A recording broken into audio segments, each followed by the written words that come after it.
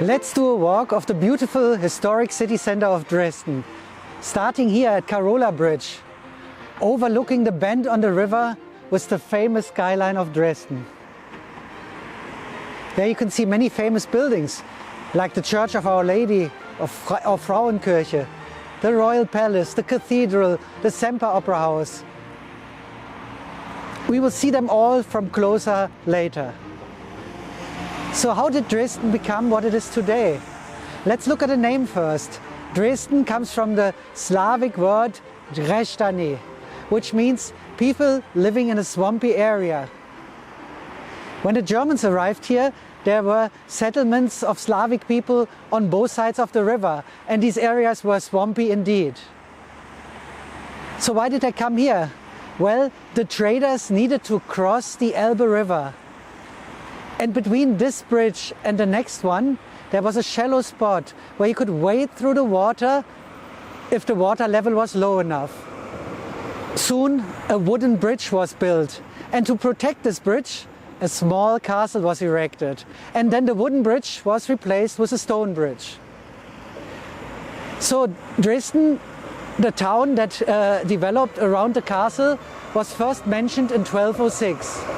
After that, the town developed steadily, but until the 15th century, Dresden was not considered to be important, and it was hardly ever mentioned.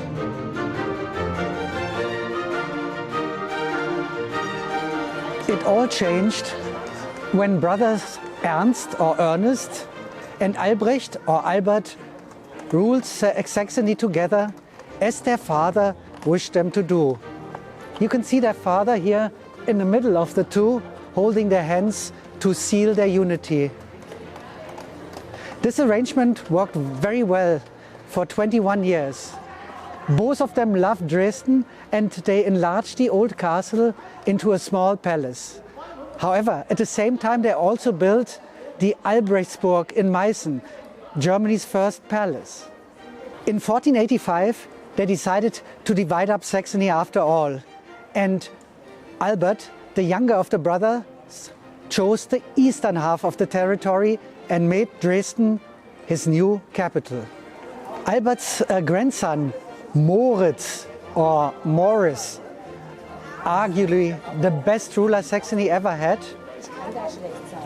won the elector title in the middle of the 16th century. He and later his brother Augustus turned Dresden into a modern city of the Renaissance. They also erected the mighty fortifications of which some of the parts still remain today. They also turned the small palace into a much larger representative one. Let's go and take a look at it.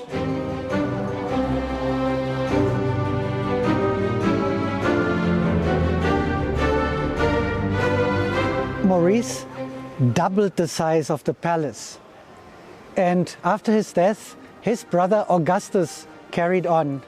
At the end, the whole palace was decorated with graffiti on the outer walls.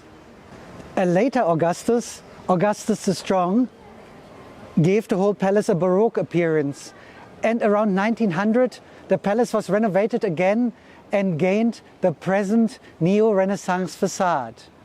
However, in the rebuilding of the royal palace, it was decided to recreate this graffito decoration in the large yard of the palace.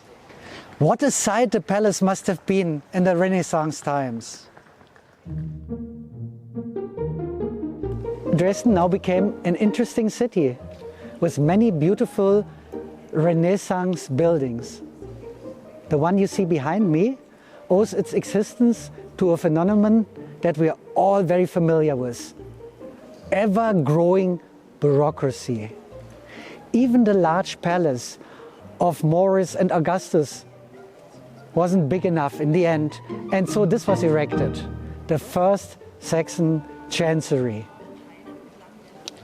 The successors of Augustus were not as capable as he was, but at least they built this very beautiful stable yard of the royal palace.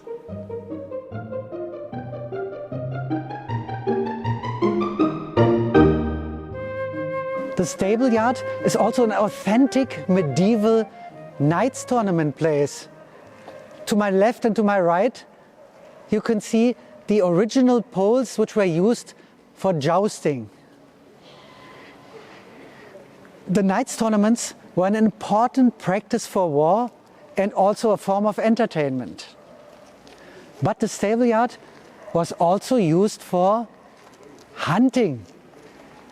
Well, not hunting as we know today. In fact, the animals were driven into the stable yard.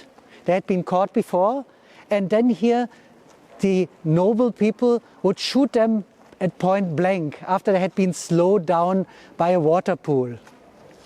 Not a noble way to hunt animals. But you can see the heads of the animals which still remind us of this practice. What you see here on the side is the so-called long hall. On the other side, of course, is the procession of princes that we already encountered. In the 17th century, the 30-year war broke out between the Catholic and the Protestants, and Saxony was devastated.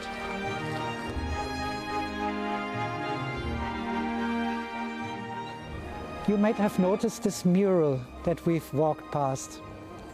This is the so-called procession of princes. Well, in this 19th century that I just mentioned, this wall looked very shabby. It's the outer wall of the stable yard of the royal palace. But the decorations that were on it had faded away. Dresden was a very rich and proud city at that point, and the citizen complained. So a competition was held, and it was won by a quite unknown artist named Wilhelm Walter. You will find him portrayed at the end of this mural. So Wilhelm Walter had a suggestion that people liked for two reasons. First of all, he wanted to show horse riders. People still knew there were horse riders on this wall before that. They just had no clue what they were because they had faded away. And the second thing is that the 800th anniversary of the rule of the Wettin family was approaching. And he said, why don't we show all the rulers from the Wettin family on horseback on this wall? Now, Wilhelm Walter had been to Italy, and he had learned a technique called sgraffito. That's the Italian word for to scratch. So what you do is you apply different layers of plaster in different colors and then scratch out the decoration. So look at this. Is this a sgraffito? Definitely not. What happened? After a few years, this sgraffito started fading away. To the rescue came the director of the Meissen porcelain manufactory. He said, why don't we transfer this piece of art onto Meissen porcelain tiles? And that's exactly what you see here. 23,000 seamless Meissen porcelain tiles. In the process, they added this beautiful golden background color and the color to the coat of arms. So it was transferred onto the tiles, and at that time the last Saxon king was already in power. So they asked him, would you like to be added? He said, no, not interested. I think had he known that he was the last king, he probably would have agreed. So is this what you see here pure fantasy? Definitely not. Wilhelm Walter used historians and advisors, and as the Dresden State Art Collections, at that time still the royal collections, were founded in 1560, they had started collecting the clothes from all the rulers. So in that time we know exactly how all the rulers looked like and how they dressed up. So it's a very, very accurate depiction.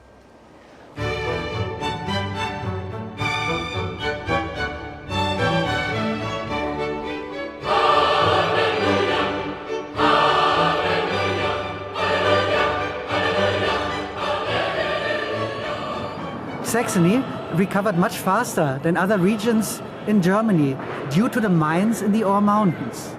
And slowly the age of Baroque dawned. Enter Augustus the Strong. Real name, Friedrich August or Frederick Augustus I of Saxony. In 1694 he became the ruler of Saxony when his brother died unexpectedly from a disease. 3 years later he also became King of Poland. He was a very well-educated man, particularly in the field of architecture, and he had traveled Europe extensively on a cavalier tour. And he immediately set out to turn Dresden into a modern and representative city of Baroque. We are here at Neumarkt Square, the new market square, and you can see, if you look around, how the citizens followed suit in changing the face of the city.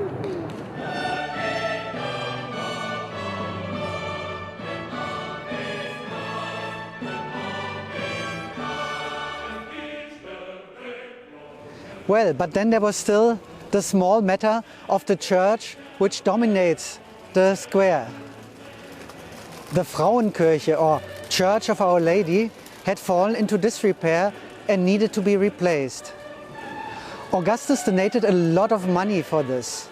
Why? It was not his business anyway, because when he had become King of Poland, he had become a Catholic as well.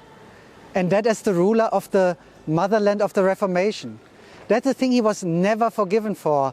If you look at the procession of princes today, you see his horse trampling a flower, the Luther rose. Anyway, so it was the city's business to erect a new church. The architect George Baer faced the challenge that he had to build a much larger church on the same space. That's why he built a very tall church. When he suggested to build a large dome on top of the church, Augustus the Strong must have been very pleased. Even though Dresden today is known as the Florence on the Elbe River, due to his beautiful architecture and the fantastic art collections, he wanted to erect the Venice of the North. And if you look at the church, think Venice. So the famous stone bell of Dresden came into existence.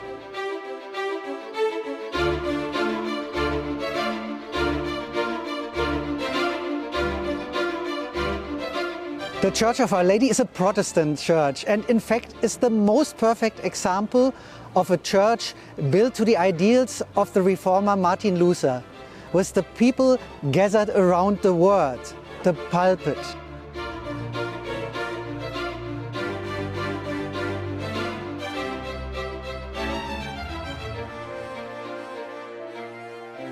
Like the whole city center of Dresden, the Church of Our Lady was destroyed in February 1945. The bombs couldn't do it any harm, but the church caught fire from the inside, burned out, and eventually the dome collapsed into the church, leaving only ruins. After German reunification, the church was rebuilt with donations from all over the world, using as many of the old stones as possible. If you look at the church, you can see it. The old stones have the black color, while the new ones have a bright sandstone color. Eventually the whole church will turn black, because the sandstone from Saxon Switzerland contains iron and manganese oxides, which will change the color again in the long run. I can still remember the night when the church was opened. I was watching it on television and I thought, I'm living in the city, I have to be there. So I came here and stood in line for hours in the freezing cold to be one of the first to see the church from the inside. What a wonderful moment.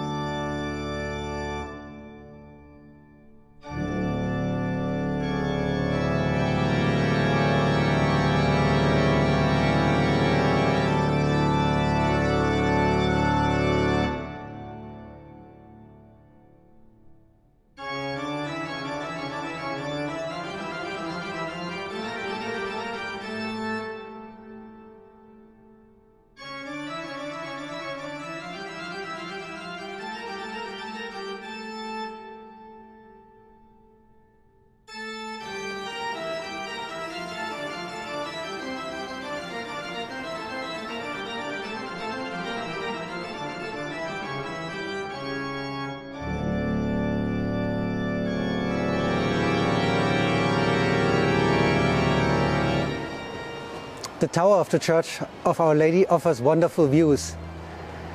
There's a separate entrance to get up to the tower and you have to pay a fee for it, but it's really worth it. The ascent is not as difficult as it seems because there's an elevator which takes you up at more than halfway, and then there's an easy walk up.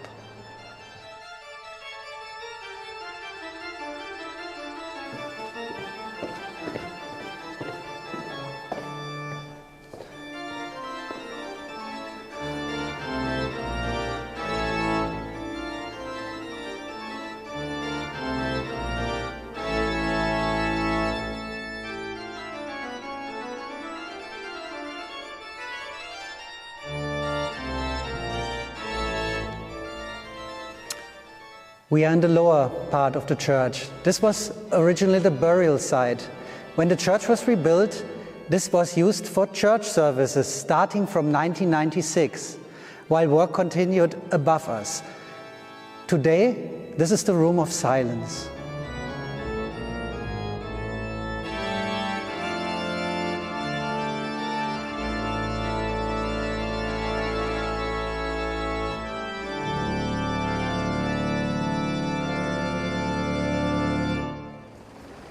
The church is also a symbol of reconciliation.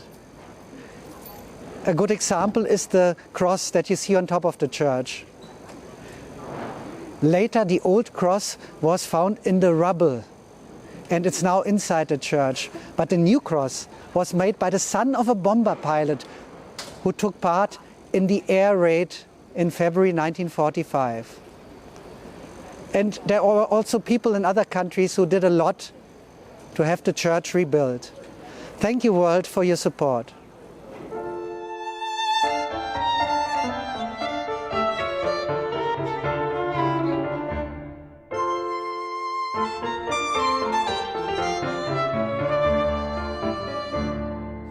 The reconstruction of the church sparked the rebuilding of the whole area with reconstructions, buildings with historical facades and modern additions.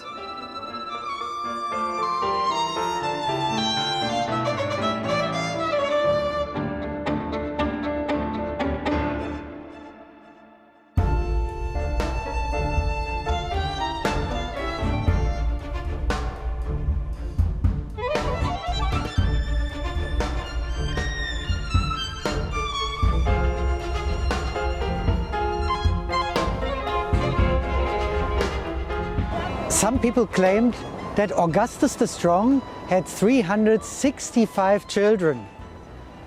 Well, that is not true. Even though he was a ladies' man, he only had 8 official children. Maybe there were a few more, but 8 were official. One was the son that he had with his wife, and the others were the children that he had with his mistresses. And he took very good care of all of them. His most famous mistress was Countess Anna Constantia von Cosel. She was declared the official woman on his left. But since his wife moved away from Dresden because she couldn't bear being with the mistresses and bear the fact that he had become a Catholic, she was basically the woman on his side. Naturally, she couldn't stay in the royal palace with him. But right opposite the royal palace, he gave her the Taschenberg Palace. I always say, just big enough for a lady and her shoes. But don't get carried away. She only had the middle section at that time. Anyway, she fell out of favor at some point because she got involved in politics, and then she was imprisoned in Stolpen Castle for the rest of her life. The Taschenberg Palace is today Dresden's leading hotel, and we're gonna have a look inside. Come, follow me.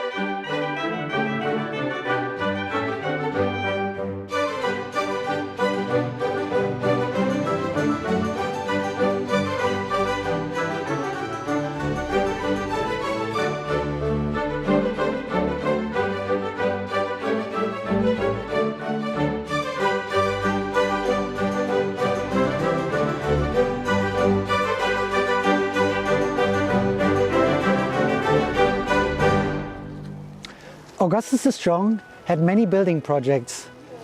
Some of them never became a reality. He wanted to build a new palace, which would have been bigger than Versailles and which would have incorporated this, the Dresden Zwinger. What does this name Zwinger mean? Well, it's a military term that denotes the space between two walls of the fortification. In case the enemy had breached the first wall, he would still be trapped in the space between the two walls and could be defeated there. Bezwingen, yeah, that's where the name comes from.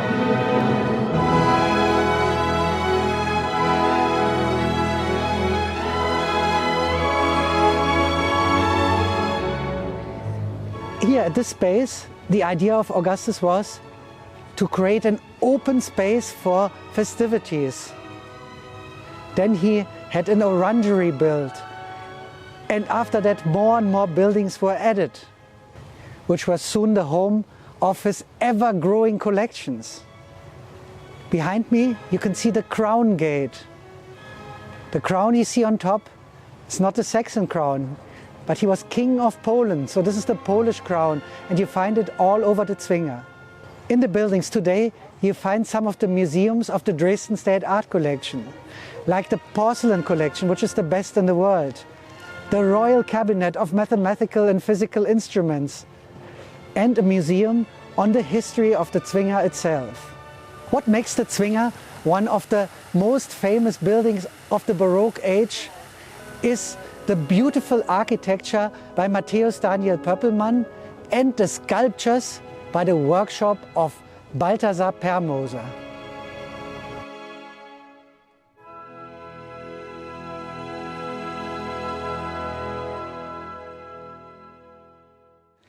Augustus the Strong's son, also called Augustus, also became King of Poland. He did not build as much as his father, but he erected the Catholic Cathedral, the former Catholic court church. Since he was the Catholic ruler of a Protestant country, he did not want to offend his people. So in the bell tower, for the first centuries, there were no bells. And processions, a typical Catholic feature, were done indoors in a specially built-in procession path.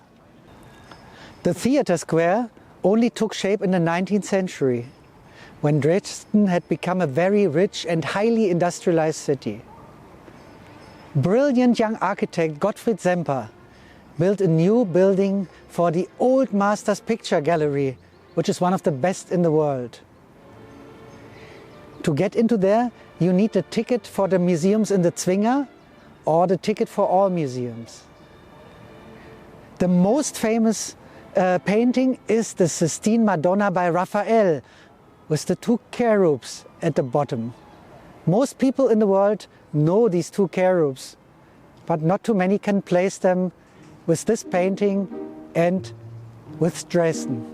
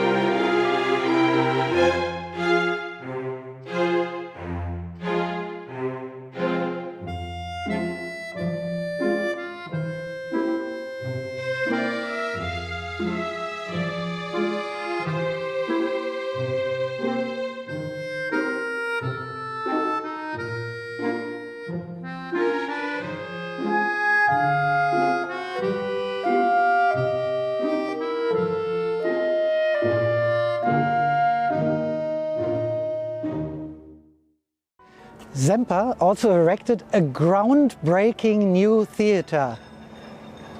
But it was destroyed by fire and replaced by this one behind me, which is still one of the most beautiful and most famous opera houses in the world.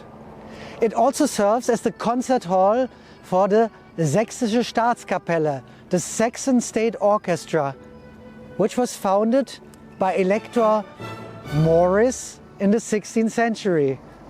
And here we come full circle.